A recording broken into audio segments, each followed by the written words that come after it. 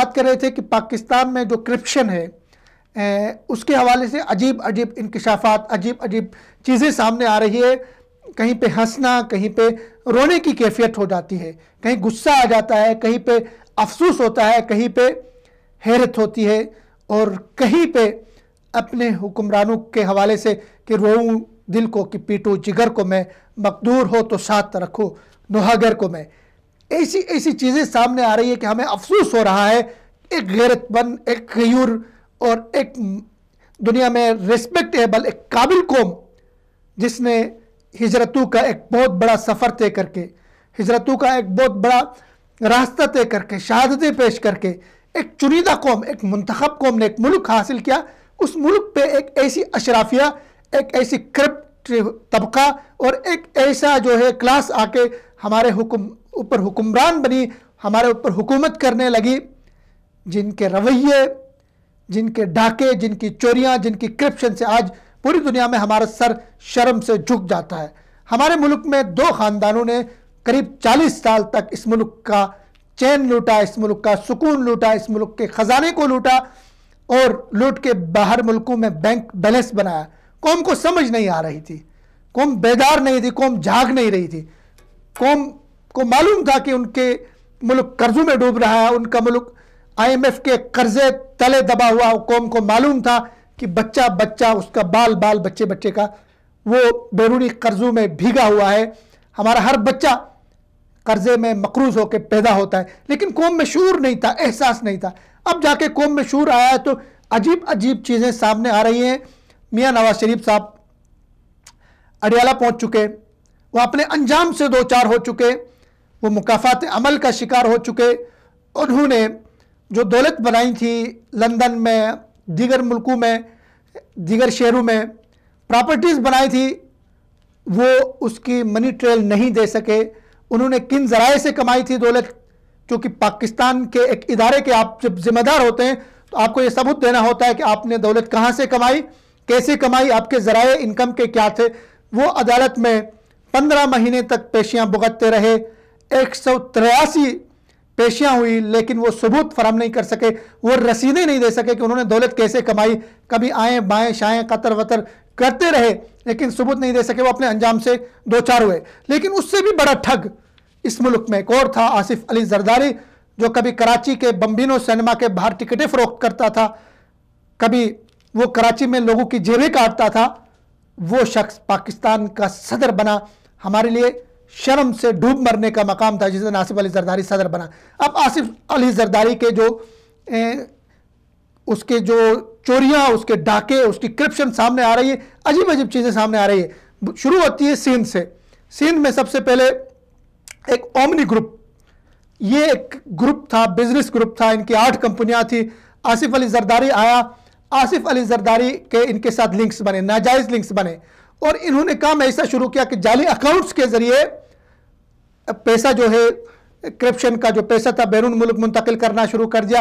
اور اسی omni group کے جو 80 سے زیادہ کمپنیاں بنی، ان کمپنیوں کے ذریعے زرداری صاحب کے، ان کی بہن صاحبہ کے اور ان کے بیٹے صاحب کا، صاحبزادے کے تمام اخراجات انہی جعلی اکاؤنٹ سے ادا ہوتے رہے. ان میں جعلی اکاؤنٹس میں 11 اکاؤنٹس ایسے سامنے آئے جو مرحومین کے اکاؤنٹ سے، جن کے زندگی کے اکاؤنٹس بند ہو چکے تھے، ان لوگوں کے نام پہ انہوں نے پیسہ بنایا، ان کے نام پہ بینکوں میں اکاؤنٹس کھولے، اور ان اکاؤنٹس پہ کروڑوں کی ٹرانزیکشن ہوتی رہی، کروڑوں کا پیسہ منتقل ہوتا رہا ان جعلی اکاؤنٹس کے ذریعے. اب اومنی گروپ کے حوالے سے میں چند چیزیں آپ کے سامنے رکھنا چاہوں گا فیکٹس اینڈ فگر کے ساتھ. یہ اومنی گروپ، اور یہ سب سے پہلے اومنی گروپ نے زرداری صاحب کے دور حکومت میں انہوں نے یہ کیا کہ سندھ میں زرداری صاحب کے حکم پہ سندھ کی جو بینک تھی اس نے اس اومنی گروپ کو 24 ارب کے قرضے دیے.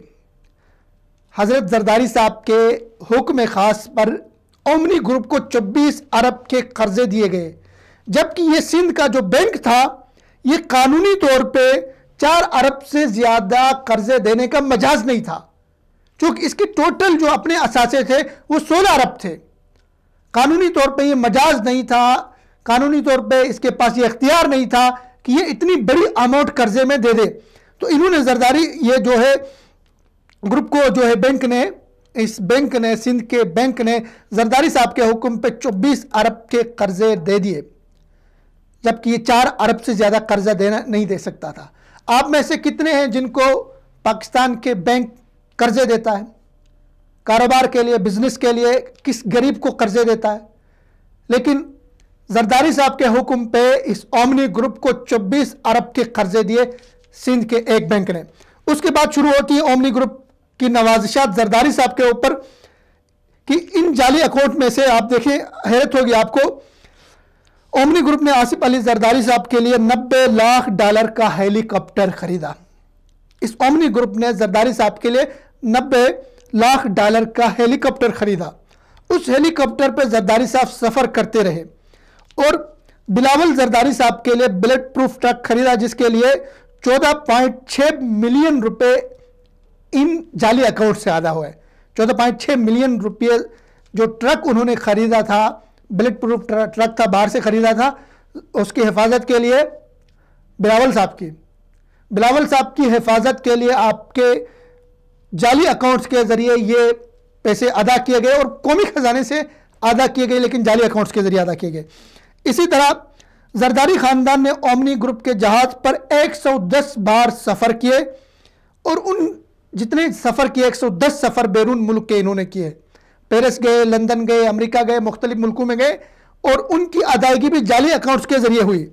پھر بلاول بھٹو کے جو بلاول ہاؤس ہے اس کے یوٹیلٹی بلز 8.58 ملین روپے بھی اسی جعلی اکاؤنٹ سے ادا ہوئے، اور بلاول صاحب کے تھوپڑا، اس کے ماتھے کے صدقے میں جو 27 بکرے دیے گئے وہ بھی انہی جعلی اکاؤنٹ سے ادا ہوئے۔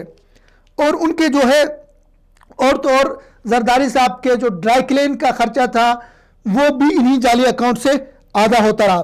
اب بلاول فیملی کا جو ماہانہ خرچہ تھا 1.20 کروڑ وہ بھی انہی جعلی اکاؤنٹ سے ادا ہوتے رہے، اور زرداری گروپ نے 145 ملین روپے کی جعلی رقم جو ہے نا انہی جعلی اکاؤنٹ سے نکلوائی۔ 145 ملین روپے کی رقم ان جعلی اکاؤنٹ سے نکالی۔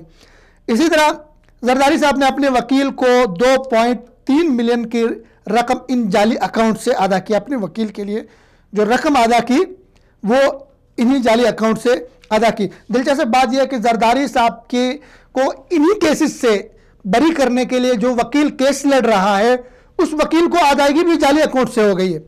ستم بالائے ستم۔ اسی طرح زرداری صاحب کا نیو یارک مین ہیٹن میں زرداری کے نام پر اربوں مالیت کے اپارٹمنٹس اور پراپرٹی نکل آئی۔ اور اب صورتحال یہ ہے کہ سندھ میں نیب نے ان جعلی اکاؤنٹس کی بنیاد پہ زرداری کے اوپر شکنجہ کسا ہے۔ زرداری فیملی کو شکنجے میں لانے کی کوشش کی جا رہی ہے، ان کو پیشیاں بھگتنی پڑ رہی ہے۔ تو یہ سارے حرام خور، یہ سارے کرپٹ لوگ، یہ سارے چور اور ڈاکو مل کے چیخ رہے ہیں جمہوریت خطرے میں ہے، جمہوریت کو شدید خطرہ ہے، جمہوریت کے خلاف سازش ہو رہی ہے۔ پاکستانی قوم کو کب عقل آئے گی، پاکستانی قوم کو کب شعور آئے گا کہ یہ ڈاکو، یہ چور، یہ لٹیرے ہمارے بچوں کا پیٹ کاٹ کے، جس قوم کے بچوں 45% بچے سکول نہیں جاتے ہیں، جس قوم میں غربت، افلاس اور گھر کا چولہا لوگوں کا نہیں جل رہا ہے، فٹ پاتھ پہ لوگ زندگی گزارنے پہ مجبور ہیں، مائیں اپنے بچوں کو لا کے فٹ پاتھ پہ کتبہ اس پہ لگا کے برائے فروخت رکھ رہی ہے، اس قوم کے خزانے سے جو ہے زرداری صاحب کے بیٹے کے بکرے صدقے ہوتے رہے، ان کے سارے اخراجات ان جعلی اکاؤنٹ سے چلتا رہا۔ جب ان کو سزائیں ہوتی ہیں تو یہ چیخ رہے ہیں، چلا رہے ہیں کہ جمہوریت کے خلاف سازش ہو رہی ہے۔ ان کی جمہوریت یہی ہے کہ ملک کو کھاؤ، ملک کو لوٹو، بیرون ملک جا کے پیسے بناؤ۔ کیا اسی لیے پاکستان بنایا گیا تھا؟ کیا یہی وہ پاکستان تھا جس کا خواب علامہ اقبال نے دیکھا تھا؟ کیا یہی وہ پاکستان تھا جس کو قائد اعظم محمد علی جناح نے اسی لیے حاصل کیا تھا؟ کیا اس پاکستان کا یہی خواب ہمارے بزرگوں نے دیکھا تھا؟ کیا اسی پاکستان کے لیے جس میں اشرافیہ، جس میں چودھری، جس میں وڈیرے، جس میں سیاستدان اور کرپٹ مافیا اس پاکستان کو دونوں ہاتھوں سے لوٹے گا، اس میں غریب غریب سے تر ہوگا اور امیر امیر تر ہوگا، اس پاکستان کا خواب دیکھا تھا؟ کیا اسی طرح پاکستان کی تکمیل ہوگی؟ ضروری ہے کہ پاکستان کی تکمیل کے لیے پاکستان کو اس کے اپنے جس مقصد کے لیے حاصل کیا گیا تھا اس مقصد سے ہم آہنگ کرنے کے لیے، اس منزل تک پہنچنے کے لیے ضروری ہے جس طرح وہاں ہم نے قربانیاں دے کر آئے ہیں یہاں تک اسی طرح ان چوروں کو، ان اچکوں کو، ان لٹیروں کو جب تک آپ راستے سے نہیں ہٹائیں گے، جب تک ان کو کھمبوں میں نہیں لٹکائیں گے، جب تک ان کو ان کے انجام سے دو چار نہیں کریں گے، اس وقت تک پاکستان آگے نہیں بڑھ سکتا، اس وقت تک پاکستان میں امن و آشتی نہیں آ سکتی، اس وقت تک پاکستان میں ترقی نہیں ہو سکتی، اس وقت تک ہمارے بچے غربت سے نہیں نکل سکتے، ہمارے بچے اعلیٰ تعلیم حاصل نہیں کر سکتے، اس وقت تک ہمارے بچے سکولوں میں نہیں جا سکتے۔ سو ان کا چیخنا، ان کا چلانا، ان کا آپس میں متحدہ اپوزیشن بنا کے آپس میں مل کے شور کرنا، یہ صرف اس لیے ہے کہ ان کے اوپر ہاتھ پڑا ہے، بڑا تگڑا ہاتھ پڑا ہے۔ پاکستانی قوم کو آج فیصلہ کرنا ہے کہ اپنے مستقبل کو سیف کرنے کے لیے، اپنے مستقبل کو محفوظ کرنے کے لیے ان چوروں کے ساتھ کھڑا ہونا ہے، جنہوں نے 70 سال سے اس ملک کو لوٹا، 70 سال سے اس ملک کو نچوڑا، اس کی دولت کو بیرون ملک منتقل کیا، اپنی جائیدادیں بنائے، اپنے فلیٹس بنائے، وہاں پہ پراپرٹیز بنائی، وہاں پہ شراب کباب اور عیاشیاں کیے، اور ملک وہی کا وہی رہا۔ ہم سے بعد آزاد ہونے والے، ہمارے بعد بننے والے ملک ہم سے آگے بڑھ چکے، ہم سے زیادہ ترقی کر چکے۔ وہ ملک جہاں غربت ہم سے زیادہ تھی، جو 60 کی دہائی میں ہم سے قرضے لیا کرتے تھے، جو 60 کی دہائی میں پاکستان کو آ کے اسٹڈی کرتے تھے کہ پاکستان کیوں آگے بڑھ رہا ہے، ترقی کر رہا ہے، آج وہ ممالک بہت آگے، ہم ان سے قرضے لینے پہ مجبور ہیں۔ اگر پاکستان کو آگے لے کے جانا ہے تو بلا روک ٹوک اور بلا امتیاز سب کا احتساب ہونا چاہیے، جو حکومت میں ہو، جو سیاسی پارٹیوں میں ہو، کسی بھی سیاسی پارٹی میں ہو، کسی بھی عہدے میں ہو، اس کے خلاف کھڑا ہونا ہوگا، اس کے خلاف احتساب ہونا ہوگا۔ اور قوم کی یہ ذمہ داری ہے کہ ایسے چور جب آ کے آپ کے سامنے شور کریں گے، چیخیں گے، چلائیں گے، تو آپ نے ان کا ساتھ نہیں دینا ہے، آپ نے احتساب کا ساتھ دینا ہے، اداروں کا ساتھ دینا ہے اور پاکستان کا ساتھ دینا ہے۔